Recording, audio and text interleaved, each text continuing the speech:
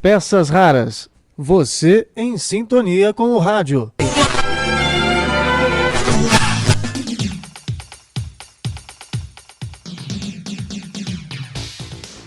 Olá, tudo bem?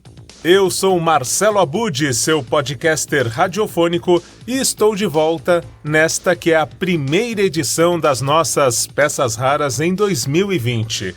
E uma edição bem especial. Está chegando o Oscar 2020 e o Fernando Meirelles, na verdade, o filme Dois Papas de Fernando Meirelles, concorre em 3 categorias: melhor roteiro adaptado, melhor ator e ator coadjuvante. Bom, eu estou falando também do Fernando Meirelles, não só por causa do Oscar, mas porque em 2017, no finalzinho de 2017, eu tive o privilégio de ir à O2, a produtora do Fernando Meirelles, juntamente com o Paulo Toledo Ceni, meu amigo, fotógrafo, roteirista, comunicador, e ele também fez esse registro em imagens da entrevista que fizemos com o Fernando Meirelles, né? E naquela ocasião conversamos sobre um outro lado do Meirelles que nem todos conhecem ainda. O cineambientalista Fernando Meirelles. Na verdade, não é todo mundo, né, que sabe, mas além de cineasta, o Fernando Meirelles se tornou um grande ambientalista. Aliás, ele está mais voltado ao meio ambiente do que ao meio cinematográfico. Nas últimas 2 décadas, ele adquiriu fazendas no interior de São Paulo e Minas Gerais e dedica-se a plantar mogno em larga escala e a recuperar matas ciliares e reservas legais com árvores de espécies nativas. É muito interessante essa história do Fernando Meirelles, que nos concedeu uma entrevista justamente para revelar por que esse interesse pelo meio ambiente e como ele se dedica ao tema. Eu convido você a ouvir a edição que nós produzimos para o Instituto Claro. Vou deixar o link lá no texto que acompanha este áudio. A edição tem cerca de 9 minutos e é bem interessante você conhecer aí esse lado do Fernando Meirelles. E aqui, no Peças Raras, você confere a entrevista na íntegra, sem corte, como foi feita em 2017, lá na sede da O2, a produtora do Fernando Meirelles. Cerca aí de 30 minutos de bate-papo com o Fernando Meirelles, que à época em que fizemos esta entrevista estava justamente entre uma gravação e outra do filme Dois Papas, o qual é comentado inclusive por ele. Ele explica quais as razões que o levaram a falar dos Dois Papas na telona. Peças Raras. Um profissional que é considerado mais bem-sucedido em seu meio decide investir em um novo ambiente. É quando descobre sua principal natureza. Essa poderia ser a sinopse para um filme sobre a vida de Fernando Meirelles, que tem respirado outros ares. Aliás, Fernando, eu queria começar justamente por esse ponto. Por que novos ares? Pode ser o retorno, pode ser uma coisa de idade, né? De voltar para a raiz, literalmente. Mas eu acho que tem a ver também com preocupação. Eu comecei a me envolver muito com questões de meio ambiente, aquecimento global, tal, nos últimos anos, e leio muito. E quanto mais eu leio, mais eu entendo a urgência desse tema, e o troço é tão urgente e tão importante que a gente dê conta disso que nada tem importância perto disso, assim, na minha cabeça, né, evidentemente, do que o esgotamento do planeta, assim, que nós estamos causando. Então acho que é isso, assim. Eu penso não só falar sobre que o tráfico é uma questão importante, a corrupção, mas nada disso merece atenção, que merece, né, o esgotamento do planeta, que, enfim, está comprometendo a vida dos netos, dos bisnetos, não os meus, de todo mundo, né? E onde foi que nós erramos, né? Porque esse discurso da ecologia a gente ouve há muito tempo, tudo, e parece que a gente não está vendo o resultado concreto, o resultado que deveria. Por que a gente continua errando, tendo a consciência? O ser humano já sabe as consequências, a gente vive isso na pele, né? Aí o tempo todo.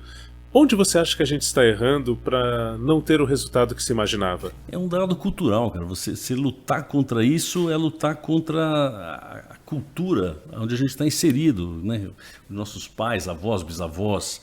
A cultura ocidental é sobre crescimento, né? Você, no nível individual, você se forma, você quer crescer, você quer um emprego melhor, você quer aumentar sua renda, você quer ter 2 carros, você quer uma casa na praia.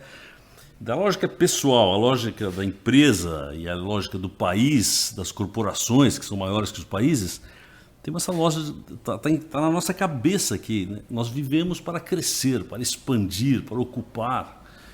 Isso colou até um certo tempo, enquanto a gente estava ocupando o planeta, mas agora a gente já ocupou tudo, continuamos querendo ocupar mais e controlar mais, só que não tem mais espaço e a nossa ocupação já tá fazendo degradar, né, os espaços ocupados e tal. Agora, como é que você vai lutar contra, né? Quando você cresce, você nasce pequenininho, sua mãe quer que você faça uma boa faculdade para você poder crescer, para poder ganhar mais, para poder ter mais, você lutar contra isso é difícil. Falar, não, gente, você não precisa você não precisa consumir. Fala isso para alguém, você é maluco, né? Por isso que não cola. E o fato é esse, gente, a gente precisa consumir menos. Agora, como é que vamos convencer as pessoas a consumir menos? Isso é difícil. Você tem alguma fórmula ou um pensamento que poderia convencer melhor as pessoas? Eu acho que quando você entende o tamanho do problema e sabe que você pode ser parte do problema ou parte da solução, você acaba mudando. Eu mudei assim, muitas atitudes minhas e eu, claro que eu consumo e eu tenho minha pegada de carbono, mas eu planto árvore para compensar, minha casa eu uso painel solar, meu carro é elétrico, apesar disso eu viajo muito, mas eu tento, meu nível de consumo é muito baixo, eu não como carne. Eu fui mudando um monte de coisas, e não é porque para ser bacana, quanto mais eu vou entendendo que toda ação minha, né, um hambúrguer tem um custo, né? Ninguém come um hambúrguer impunemente. Você está ajudando a aquecer o planeta, você está ajudando a derrubar a mata na Amazônia e tal. Na hora que você compreende essa ligação, eu acho que eu li tanta coisa que eu começo a entender que essa relação é muito clara. Você não come um hambúrguer impunemente assim. Aí naturalmente você começa a falar, não, peraí, eu gosto de hambúrguer, mas talvez eu não precise do hambúrguer. E aí quando você fala do hambúrguer, a gente está falando tanto do desmatamento quanto do arroto do boi, é isso? Pecuária, enfim, tem gente que fala que é 30% de emissão de efeito estufa, mas acho que o número razoável consensual é 15 a 20% dos danos ao planeta e do aquecimento, que é o principal problema, vem da pecuária. Então, não há dúvida, comer carne você está jogando fora. Você fala dessas novas gerações aí te impelindo a pensar mais no meio ambiente, nesse novo caminho. E eu li também na revista Trip que você disse que se a gente contasse histórias, envolvesse as pessoas por meio das histórias, possivelmente a gente teria um melhor resultado com as crianças, com as futuras gerações, em manter o nosso planeta. Você tem essa preocupação de contar histórias para os seus netos? Eu acho que eu tenho netos, eles são muito pequenos e eles repetem algumas coisas assim, mas acho que ainda não entendem, são muito pequenos, 3, 4 anos, ainda não dá assim. Mas eu acho que de fato você fazer, e eu já fiz um pouco, vídeos alarmantes para mostrar o que já está acontecendo, e você mostrar imagens de desastre, isso não tem funcionado, né? Funcionou por um tempo, né? Lembra aquela campanha das baleias, Salve as Baleias, que começaram a mostrar, acho que foi a primeira grande campanha do Greenpeace, de uma campanha conservacionista, assim, e que teve um sucesso. De fato, aquela campanha conseguiu mudar um pouco o rumo e as baleias pararam de diminuir o número, alguns países bloquearam, proibiram pesca de baleia. Mas enfim, esse tipo de campanha do impacto já não cola mais. E eu acho que as histórias sempre colam muito bem, porque você compreende uma situação de uma forma emocional, tal. A gente se identifica com o personagem, esse personagem acaba te ensinando alguma coisa. Enfim, tudo que a gente sabe, né? Todas as religiões são passadas através de histórias, né? A Bíblia é uma série de 10 mil histórias, todas as religiões são sempre conta-se a história do Buda, a história do monge, a história do... Não interessa em que cultura você está, porque as histórias elas fazem a cabeça. Tem alguma história bem contada nesse sentido que você pensa, se essa pessoa assistir a esse filme, ela vai mudar a visão sobre o aquecimento global, sobre tudo que está acontecendo em relação ao meio ambiente? Tem alguns filmes que são muito chocantes, pelo outro lado. Aí, se você tiver a fim de pesquisar e entender, tem muitos bons documentários sobre 500 problemas, 500 tipos de atitude que a gente tem e as suas consequências. Mas tem alguns filmes também que não sei se muda, mas que são muito bem feitos sobre o tema, sobre o meio ambiente. São raros, na verdade, mas tem alguns que são muito bons. Não sei. Tem um filme que nem sei se entrou em cartaz no Brasil, chamado Wolf Totem.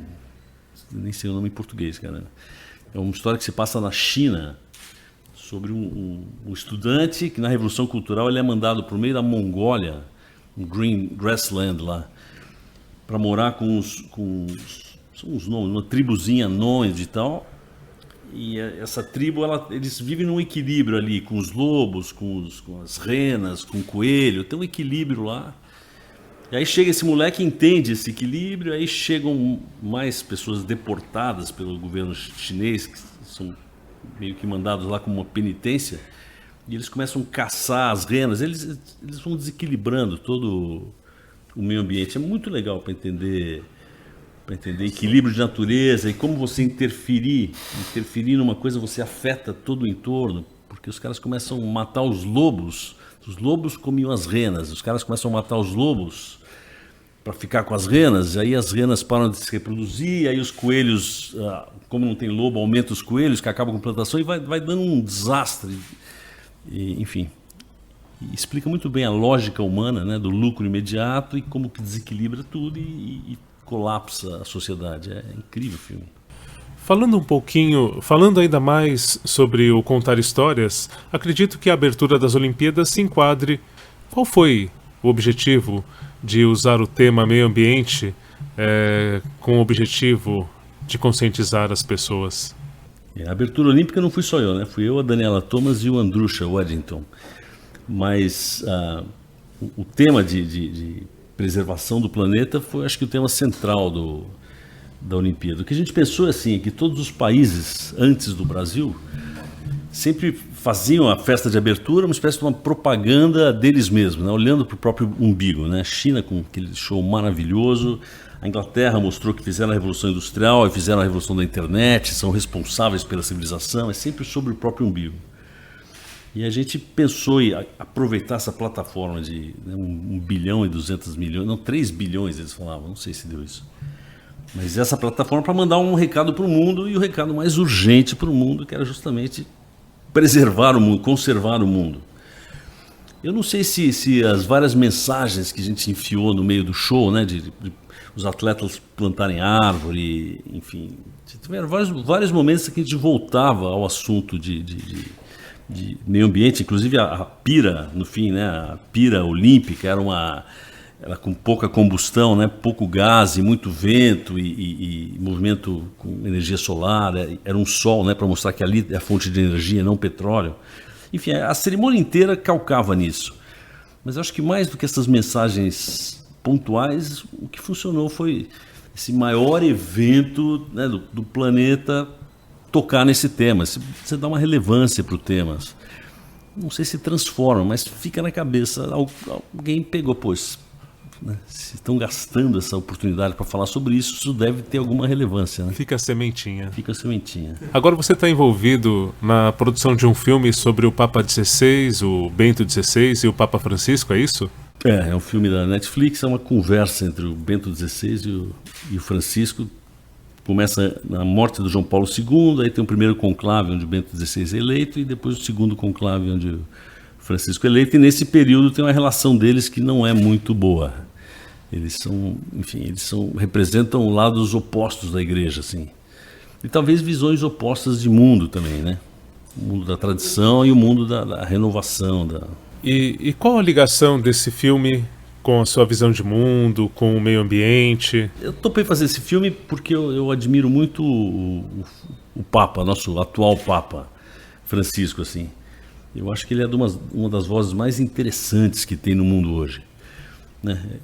A gente tem, como eu estava falando, esse sistema econômico todo voltado para o consumo, que só está acentuando, né, a diferença entre pobres e ricos, né, a nível mundial e tal. E esse Papa dirige a maior organização do mundo, né, 1,2 bilhão de pessoas, não tem nem Google, ninguém é maior do que a Igreja Católica, né, é a maior instituição do planeta.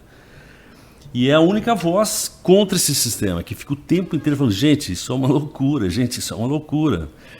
Então, por essa postura dele, eu admiro ele, queria conhecer mais o Papa e acabei topando fazer o filme como oportunidade de entender, enfim, o que está por trás desse pensamento dele. Fora que ele fez uma encíclica também, o Laudato Si, que foi a primeira encíclica sobre o planeta, que é basicamente a Terra-mãe está ameaçada, a gente tem que pegar leve e tal. É uma encíclica, enfim, tive a pachorra de ler a encíclica inteira. E é muito bacana, basicamente, essa mensagem. Gente, se a gente não cuidar desse espaço, nossa vida está em risco. E é fácil fazer um filme sobre o Papa ou tem um trâmite muito difícil? Não, a gente está fazendo o filme A Revelia do Papa. Porque o Vaticano, a gente está tentando mandar o roteiro para o Vaticano, querer algum tipo de sanção no filme, mas eles não leram, a gente não respondeu há um ano e eles não respondem e não. A gente queria que eles vissem o roteiro e de algum jeito estivessem envolvidos, porque nós queremos eu quero usar muitas imagens da TV Vaticano, as imagens de funeral do João Paulo II, de conclave, tem um material. Você não pode filmar dentro do Vaticano. Então, a Basílica de São Pedro, a Praça de São Pedro, isso é proibido. A gente tem que reconstruir tudo isso em 3D. Então eu queria poder usar o material deles, né, para a gente poder estar dentro um pouquinho. Mas os caras simplesmente fingem que não existimos. É incrível. São blindados, cara. Falando um pouco mais também do seu trabalho recente, Eu Sou a Amazônia. O que isso representa em relação à sua verdade? Você é a Amazônia? Então isso aí foi um convite do Google Earth. Eles estavam lançando uma plataforma nova que chama Navigator. Se você entrar no Google Earth, no cantinho direito lá da tela tem um timão de navio. Você clica nesse troço e aí você pode não só olhar os lugares no mundo do mapa, mas em alguns lugares você pode descer e ver histórias que estão acontecendo pelo mundo inteiro. Então, para lançar essa plataforma na América Latina e no Brasil, estava lançando no mundo também, pedindo para a gente criar uma série de histórias sobre a Amazônia. E aí, enfim, mergulhei de cabeça nessa história. A gente montou um grupo junto com o Google, chamamos um grupo de pessoas que conhecem muito a situação da Amazônia, Amazon, ISA, enfim, tinham 14 pessoas aqui. Ficamos uma semana, literalmente, das 8 da manhã às 9 da noite, todo dia, para conceber esse troço. E acabou que viraram, acho que são 26 filmes, textos, fotos. E todas as histórias que a gente conta quando você entra no site lá no Eu Sou Amazônia, são histórias que mostram que a Amazônia só faz sentido se tiver a floresta. A gente tirar a floresta, aquilo não é nada, ele vira um deserto. E a gente então contou histórias mostrando que é viável a gente ter um desenvolvimento para a Amazônia mantendo a floresta em pé. Então a gente fala de culinária, fala de soluções que algumas tribos estão encontrando, de ganhar para preservar a floresta em pé, uma nova pecuária que não corta toda a mata que convive criação de boi com floresta. Enfim, basicamente todos os vídeos e todo o conteúdo é para dizer esse espaço é viável com a floresta em pé. Esse papo de que temos que cortar para expandir a fronteira agrícola é balela, é oportunismo. E ficou um trabalho muito, muito bonito e muito consistente, assim, porque a gente fez não com políticos interessados em explorar a Amazônia, mas com gente de lá da região, que estuda, que conhece, que vale a pena ver. Quantas pessoas envolvidas nesse trabalho? Dá para fazer uma estimativa? Entre esse trabalho de criação até entregar, deve ser uns 100, 150 pessoas, assim. porque depois a gente montou 4 equipes para sair filmando em lugares diferentes, a gente tinha um prazo muito curto, mais redatores, diretores de arte, uma equipe de técnica, porque é tudo interligado. Então, quando você tá lendo um texto sobre uma região, o mapa do lado, conforme você vai indo no texto, o mapa do lado vai te mostrando, e tem um filminho que abre daquela região que você está lendo, tudo meio conectado. Eu achei, enfim, fora o tema que me interessava muito, foi muito boa experiência, porque eu nunca tinha usado uma plataforma dessa, que você tem que escrever o texto, fazer a foto, fazer o vídeo, mostrar o mapa, é realmente uma coisa. Cada frase ela é multimídia, assim, ela se reflete, ela faz um link para alguma coisa. É uma experiência muito legal. Falando ainda dessas experiências diferentes, o Tadeu Jungle fez um filme sobre Mariana um ano depois do acidente ali ambiental, né? Utilizando realidade virtual. Como é que você vê a realidade virtual nesse ambiente? Eu tô louco para fazer alguma coisa mais de ficção, na verdade, com realidade virtual. Porque quando ele é bem feito, você realmente entra no mundo, assim, naquele universo. Eu queria fazer dramaturgia adulta, assim. Me interessa muito a tecnologia. Tem muita bobagem feita em realidade virtual, mas as peças bem feitas são realmente... É uma experiência que o cinema não te dá. O Tadeu fez também um outro realidade virtual sobre... Como é que chama? Tem um nome, sobre queimada em região indígena, em área indígena, e está dentro do Eu Sou Amazônia. A gente trouxe para dentro, porque ele fez para o ISA. É sensacional. Ele põe a câmerazinha dele lá no meio de uma tribo que sai para pescar, então você acompanha um pouco a vida da tribo, com a câmera no meio da aldeia, e depois aos poucos começa a falar sobre queimadas, tal, que é a grande questão para muitas tribos hoje em dia. Pensando na sua carreira publicitária, eu lembro, por exemplo, do comercial de Samelo, que mostrava os jovens aproveitando a vida. Poxa, essa tirou do baú, hein?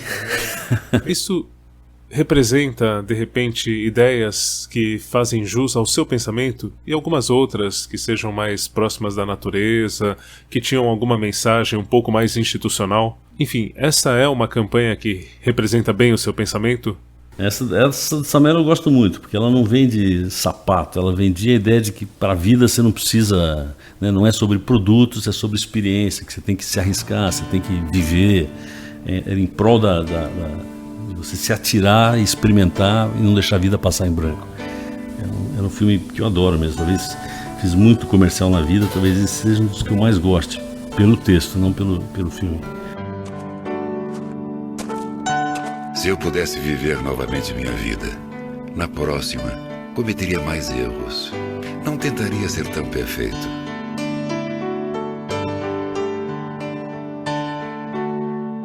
Eu fiz muito desses filmes com mensagem, assim, mas muito é uma picaretagem, assim. Esse é bonito, esse é bonito, E a propaganda, eu tenho uma coisa meio contraditória, assim, porque eu fiz bastante propaganda, essa produtora, a propaganda ainda é importante, a gente faz... Então eu sou uma pessoa que critica o consumo e, por outro lado, eu tenho uma empresa de propaganda, né, que a princípio estimula o consumo. Então eu tenho várias desculpas para mim mesmo, não é que estimula, você só seleciona, enfim... Mas isso para mim é um conflito, assim. Mas de 10 anos para cá, que é mais ou menos o tempo que você começa essa sua empreitada com o meio ambiente, a propaganda tem mudado bastante. Tem. Não dá mais para você vender, né, fazer hard sell como você fazia antigamente. E tem algumas coisas, às vezes, que pedem para fazer, ou mesmo a produtora, que a gente abre mão. Essa semana mesmo tinha um convite para fazer um trabalho para a Petrobras, que está tentando mudar a imagem e tal, né? Depois de... E enfim, é um projeto muito interessante, uma criação da agência muito legal e tal, mas a gente acabou não fazendo porque é Petrobras, assim. E eu acho que as petrolíferas, ou petroleiras, elas estão realmente ajudando a destruir o planeta, assim. Não interessa a ninguém que essas empresas cresçam. Então, nesse caso, por exemplo, era um ótimo negócio para a produtora, era um filme muito bacana, mas a gente falou, não vamos fazer a Petrobras, porque Então tem um limite de si, né, de abrir as pernas. Né? E o outro lado, algumas campanhas ou projetos que vocês estejam envolvidos que tenha mais a ver com a sua ideologia atual? A produtora sempre faz campanhas, às vezes gratuitas, às vezes a gente participa de campanhas que tem temas que a gente é solidário, assim, que tem a mesma visão que a gente. Esse ano, por exemplo, a gente fez alguns comerciais da O2 que são muito bacanas. Tem um de um bebezinho com síndrome de Down para Johnson & Johnson, não sei se você viu, que era muito lindo. Fizemos alguns sobre preconceito racial, fizemos um sobre exclusão de pessoa surda. Esse era para Renner também, um filme bonito com uma menininha. A O2 está fazendo agora, no momento, a gente está rodando Marighella, que é dirigido pelo Wagner Moura, mas estamos fazendo Marighella e estamos fazendo uma série chamada Cidade dos Homens, para a Globo também. E tanto a série quanto o longas, os protagonistas são negros, que eu também acho que é outra coisa que acho muito bacana, porque no Brasil é muito difícil, né, você ter séries ou que seja onde protagonista. Então, no momento, estão com 2 grandes projetos onde os negros são os protagonistas, enfim. Eu gosto de quando a gente pode dar uma bola dentro assim, eu me sinto um pouco compensado. Agora, voltando um pouquinho à sua formação, a FAU, quando você fez a faculdade de arquitetura, e urbanismo, você já imaginava São Paulo de forma tão desordenada assim? Já tinha essa visão de que a gente ia seguir por esse caminho? Na verdade, agora, por incrível que pareça, eu acho que é mais organizada do que naquela época. Porque quando eu fiz FAU, foi o boom da cidade, assim. E era realmente a casa da mãe Joana, assim. Agora a cidade tem mais regras, né? Você precisa de aprovações. Na Zona Leste você não precisa, né? É gostado que tem um certo perímetro. Dali para fora, você não, aí vale qualquer coisa, tal, que é uma pena. Mas na parte ainda mais controlada da cidade, está muito mais regulado. Eu acho que a gente está no caminho contrário do caos.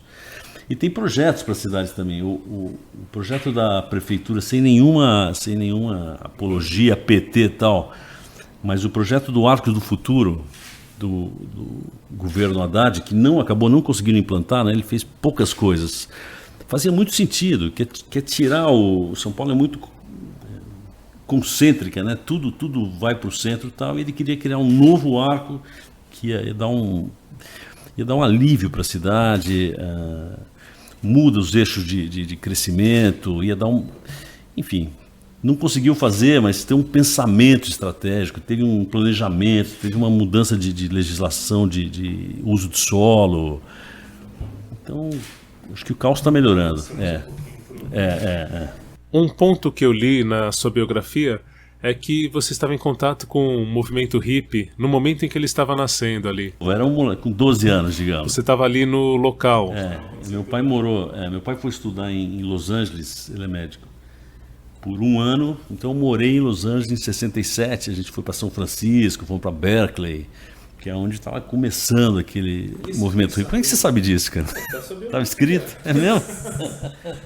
E esse momento que você viveu, de certa forma, você acha que trouxe alguma visão de mundo diferente em relação ao consumo? Isso te inspirou de alguma forma, mesmo que não diretamente? Eu era pequeno, tinha 12 ou 13 anos, mas eu lembro que eu fiquei muito impactado.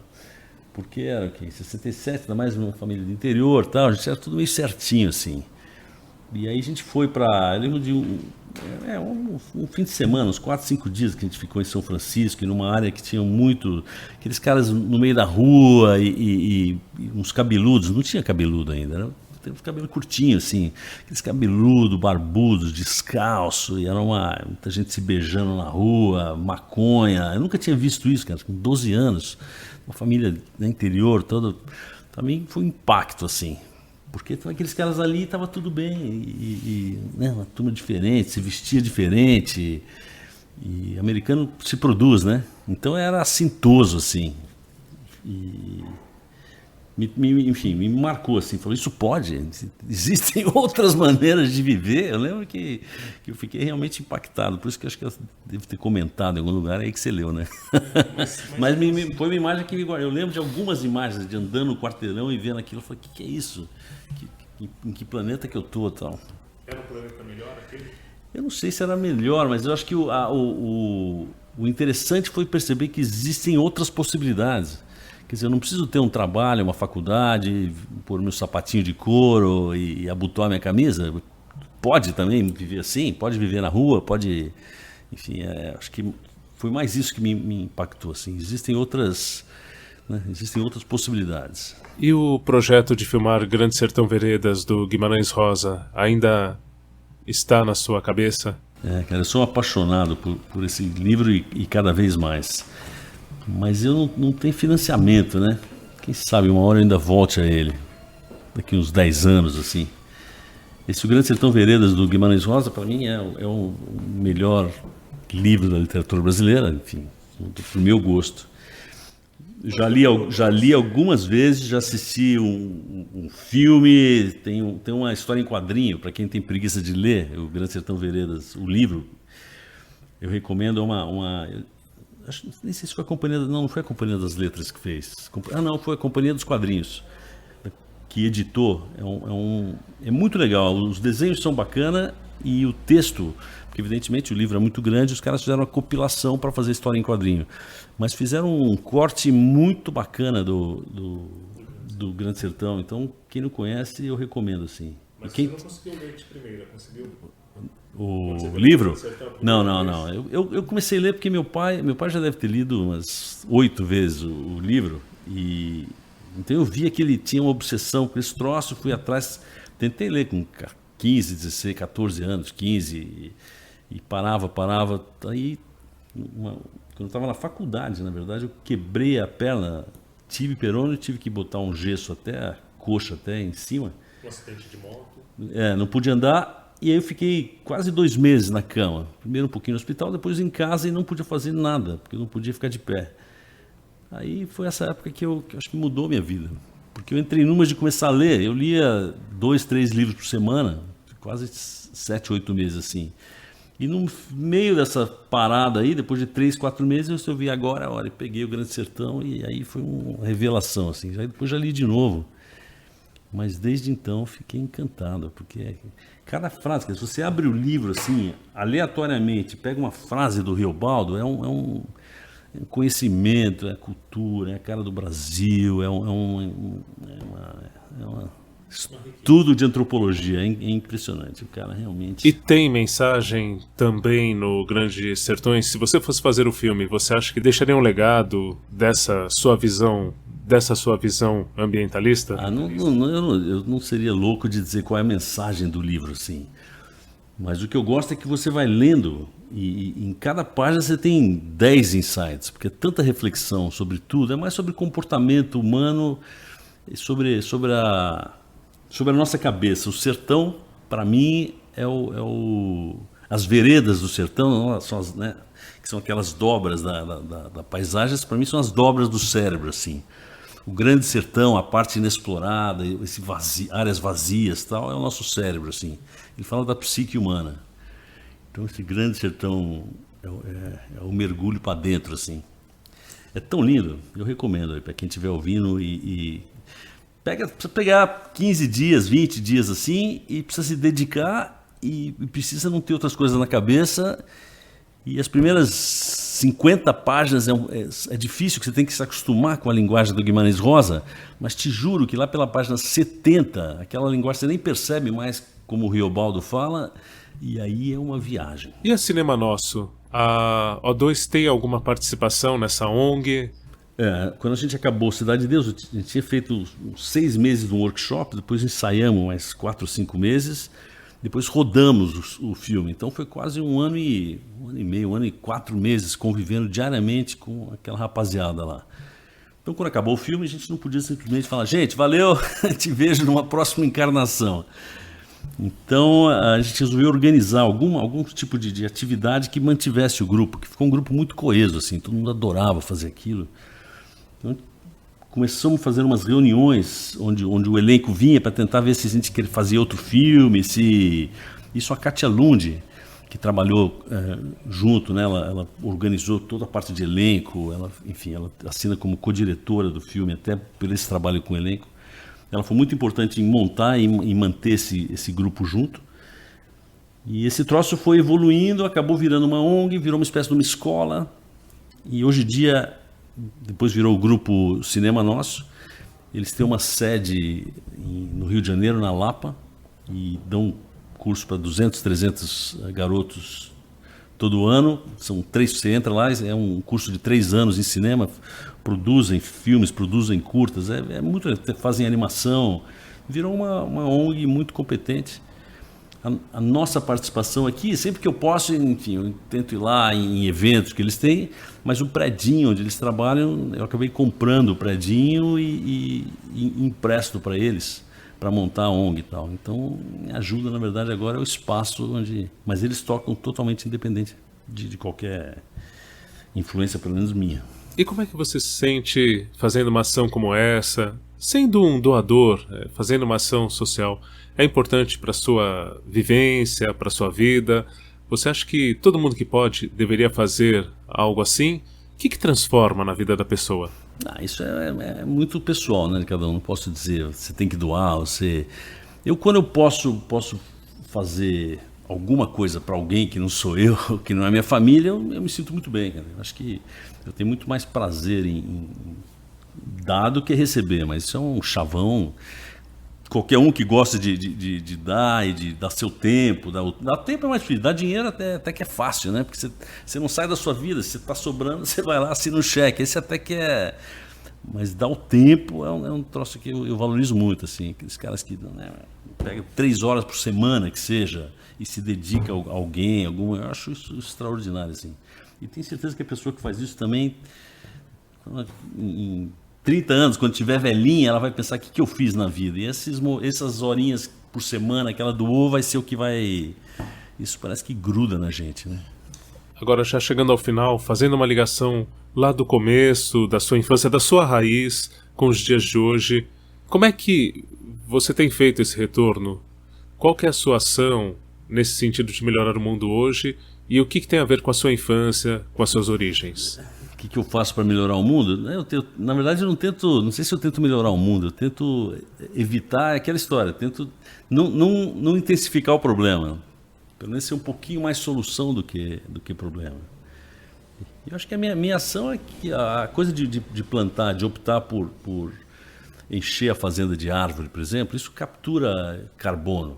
É uma atividade que talvez daqui 20 anos seja rentável, mas eu não vou ter coragem de cortar aquelas árvores lá. Teoricamente seria para cortar e aí você replanta outras e tal.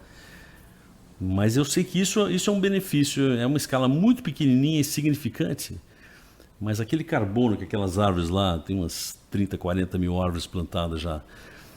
O carbono que elas capturam ali está compensando tudo que eu coloquei na atmosfera na minha vida e da minha família e de algumas gerações, assim. Então, isso aí, para mim, em relação ao aquecimento global, eu fico feliz de saber que eu estou neutralizado, assim, e neutralizei uma parte da família, talvez até essa operação da O2 aqui.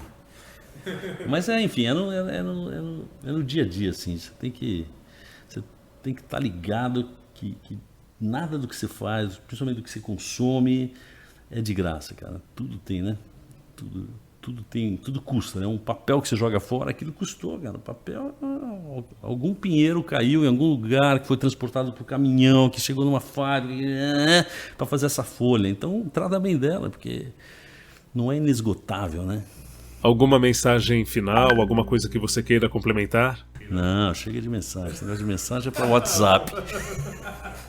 Essa então foi a entrevista completa, os bastidores com o Fernando Meirelles, o cineambientalista Fernando Meirelles. E se você quiser ouvir a versão editada, a versão de 8 minutos, ela está no Instituto NET Claro Embratel. Coloca aí no Google, Instituto NET Claro Embratel, Fernando Meirelles, e você vai ter também acesso à matéria editada com 8 minutos. Um abraço e até a próxima com mais bastidores aí das nossas entrevistas. Peças raras.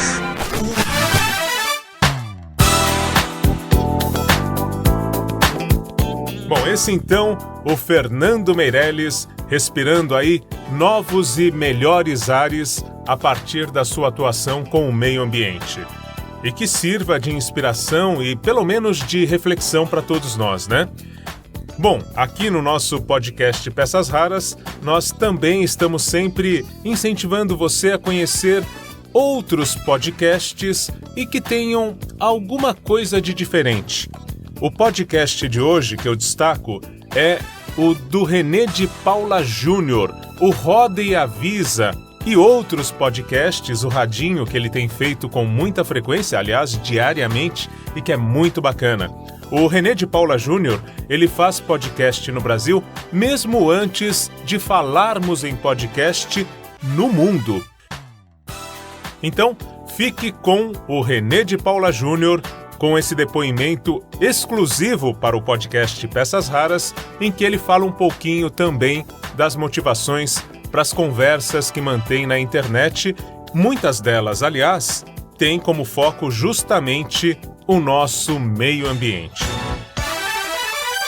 Caríssimos, meu nome é René de Paula Júnior e eu fiquei muito honrado e muito surpreso quando o Marcelo Abud me contou que nas suas aulas de comunicação ele inclui um slide sobre podcasts e me cita. Isso para mim é completamente inesperado. Eu sempre achei que o meu modo de produzir conteúdo, de produzir podcasts fosse tão completamente roots, tão completamente cowboy, que eu talvez tirasse o meu diploma de rádio e TV, mas felizmente o mundo tomou outro rumo. Eu quero convidar vocês a participar de um projeto que eu tenho um carinho imenso. O projeto se chama Radinho de Pilha. Eu tenho outros podcasts por aí. Na verdade, um dos primeiros podcasts do país é o Roda e Avisa, que eu criei em 2003, há 16 anos atrás, que já tem mais de 1000 episódios. Mas ele é muito imponderável, ele é muito imprevisível, eu gravo quando me dá na telha e tal. O Radinho de Pilha é diário. E no que consiste aí o Radinho de Pilha? A ideia é justamente abrir um pouco a cabeça da gente para muito além dos algoritmos, né? Para a gente descobrir juntos coisas, iniciativas legais que podem estar provocando, fomentando, semeando, fecundando um futuro mais humano. Então, se você tem interesse por um aspecto um pouco mais humanístico, social, mais digno da inovação, você está convidado, caríssimo, a ser um dos raríssimos que acompanham o Radinho de Pilha. Vai ser uma honra ter você entre os nossos ouvintes.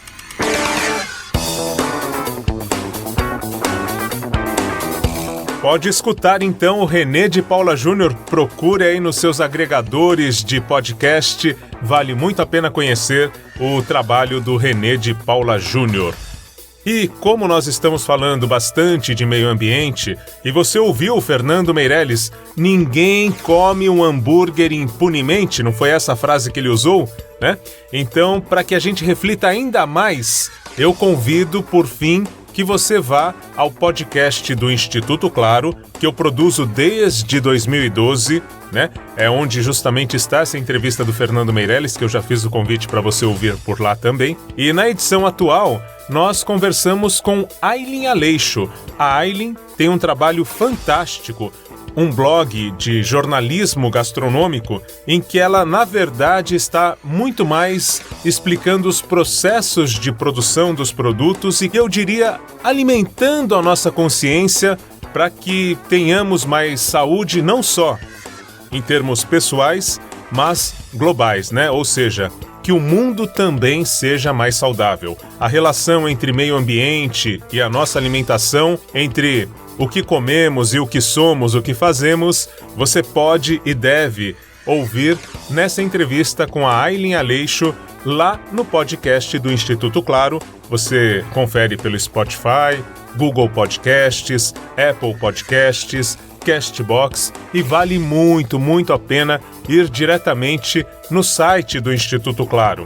Procure aí o site, eu vou deixar os links, é claro, para você conferir, mas diretamente no site tem muito conteúdo, não apenas o podcast, né, que eu produzo junto com o Daniel Greco, que é o meu assistente em todos esses áudios, mas também tem lá vídeos interessantíssimos e muitas matérias, planos de aula, enfim, é um portal robusto em termos de educação, cidadania e cultura. Temas tão caros a todos nós e que têm sofrido aí um ataque absurdo nos últimos tempos, né? Então confira por lá, essa entrevista tá bem bacana. Eu vou deixar a própria Aylin fazer o convite aqui e com esse convite me despeço nesta primeira edição do nosso podcast Peças Raras. Lembrando, quer falar conosco? Contato pecasraras@gmail.com. Contato Pecas Raras, né? Não tenho cedilha, @gmail.com. A conexão direta para você mandar sugestões, dizer o que está achando dos nossos episódios, conversar conosco, enfim. Um grande abraço e até a próxima, quando eu volto com mais Peças Raras para você. Olá, meu nome é Aileen Aleixo, eu sou jornalista de gastronomia, crítica gastronômica e jurada do Top Chef Brasil. Eu tô aqui para te fazer um convite. Vai lá conferir o podcast do Instituto Claro. A minha entrevista trata sobre um tema que eu acho de fundamental importância, abrangência e impacto: comida. Espero vocês lá. Peças Raras.